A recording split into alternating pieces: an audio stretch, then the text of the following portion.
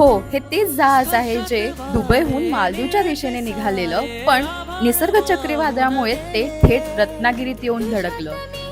या जहाजावर नाव होतं बसरा, म्हणजेच ह्या जहाजाचं नक्कीच नाव बसरा असणार आणि आता त्याचे 2 तुकडे झाले आहेत. जेव्हा ही निसर्ग चक्रीवादळात ही शिप जेव्हा आपल्या मीरा बंदरला अडकली होती, तेव्हा ही संपूर्ण चांगल्या अवस्थेत होती आणि आता सुमारे 5 वर्षानंतर तिचे 2 तुकड्यांमध्ये विभाजन झालेलं आहे आणि तेच बघण्यासाठी पर्यटकांची गर्दीही होत होती आणि तेच बघण्यासाठी मीही येऊन पोचली होती मीरा बंदरला. आणि आजही पर्यटक त्या ठिकाणाला गर्दी करतात. दुरून दुरून लोक येतात या जहाजाला बघण्यासाठी की ही जहाज नक्की कशी आहे.